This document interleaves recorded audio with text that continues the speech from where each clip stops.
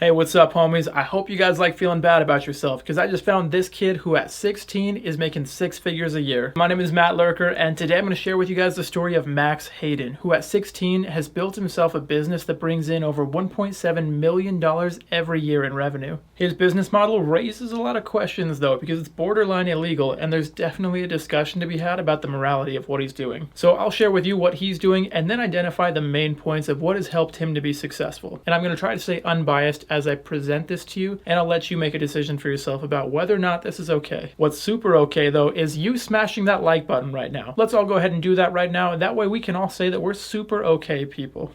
So back to Max. Max is a 16-year-old kid who lives with his parents in New Jersey. He likes playing hockey in his spare time, and he hopes to soon take a vacation to the beach with some friends. And he also runs a business out of his parents' garage and home office that earns him $1.7 million annually in sales. Max accomplishes all of this through a process called retail arbitrage. And if you haven't heard of that already, the idea is that a retailer like Amazon, Walmart, Sam's Club, Costco, whatever it is, they sell a good. Max then buys that good, marks up the price a little bit, and then sells it to someone else. If you haven't guessed by now, this is really just scalping, but with a fancy title. And when you hear about people scalping, you probably think of people from last year who are hoarding toilet paper and hand sanitizer just to create an artificial shortage. That way they could resell those items at a higher price. According to Max though, he's different. Max is now 16, but he's been in the game for years. In fact, he said that he's been financially independent from his parents for the past 4 years when it comes to running his business. Max now operates as a limited liability company, but it didn't start out that way. Even when he was just in middle school, Max has always had this interest in entrepreneurship. Back then, he was buying fidget spinners from a Chinese wholesaler for pennies, and then reselling them to friends and everyone he knew for $8 a piece. He's moved on from fidget spinners though, and in 2019 he had a breakthrough reselling high-end sneakers. He moved on to whatever was hot at the time, and he now spends a lot of his time trying to predict what's going to be a hot commodity in the next few months. At one point last year, he was also one of those guys who was picking up Sony PS5s for $500 and then reselling them for $1,100 to anyone who would buy it. He also listed them for $1,500, but no one actually wanted to buy that at that price. Most people were just ticked off that he would even list it for that price and just have the audacity to do that. He doesn't just flip sneakers and consoles though. He'll look for anything that he can get his hands on, saying that most items sell for double what he buys them for. He looks for any item that has scarcity related to its supply and then tries to make a profit off of it. Right now, that tends to be above ground pools, but in the fall, it could be something else. And by now, maybe you're starting to hate this kid, but there's a few things we need to consider before we start judging him and his business model.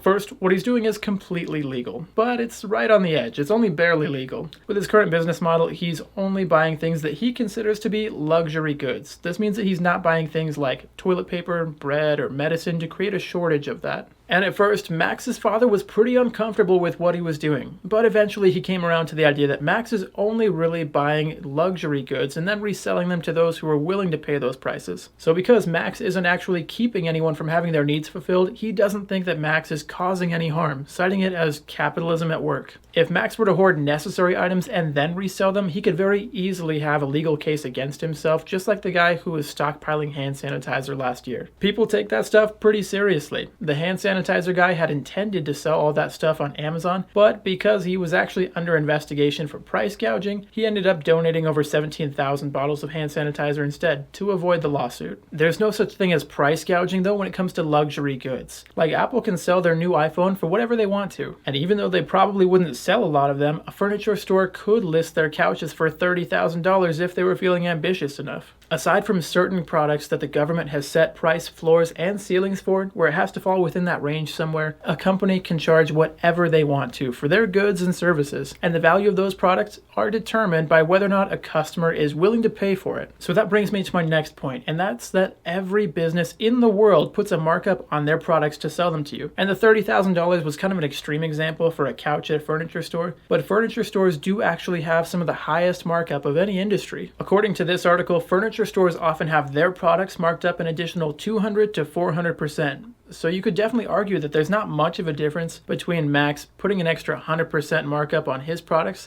and a furniture store that sells their products for 4 times what they paid for them. And according to Business Insider, the markup on soda is often 1,150%. But no one even bats an eye when they're at dinner and they pay $3 for a Coke instead of 26 cents. Max is nowhere near a price increase like that, but he does operate with a specific advantage that traditional scalpers did not have. You see, Max is mostly focused around products that are in a condition of scarcity, like gaming consoles and now above ground pools, and his suppliers are just regular retail stores like Walmart and Target.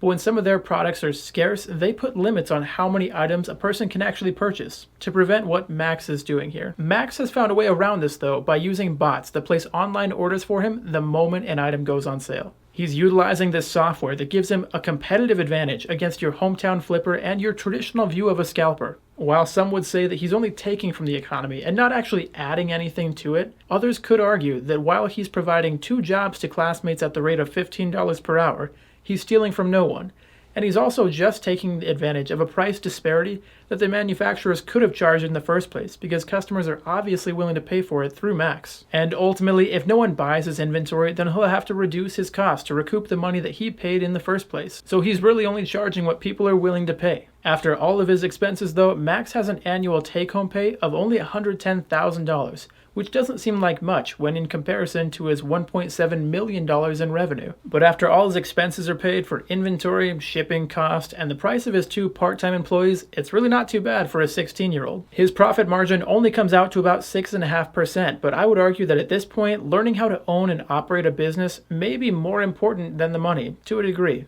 And while we may not agree with the method that he makes his money, I think we can all agree that we're probably a little bit jealous that we weren't so tenacious at his age. He may not have cracked the code to wealth or invented anything life-changing, but I'd be willing to bet that he has the highest income of all the high school students there, and probably higher than most of the staff as well. And even though Max already has a 6-figure income, he's still planning on graduating high school and he's still taking AP classes.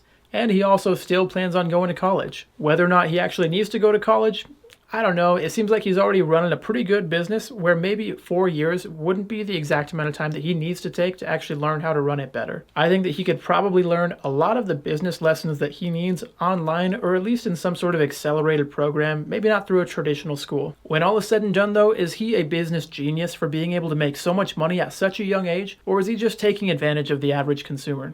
And has he taken it too far by using bots to do a lot of the purchasing work for him? Let me know what you think about it and whether you'd be okay with your kids following in his footsteps. Even if you don't have any kids yet, I'm still really curious to know what your thoughts are on it. If you haven't already, go ahead and subscribe, and as always, I love you guys, and I'll catch you next time.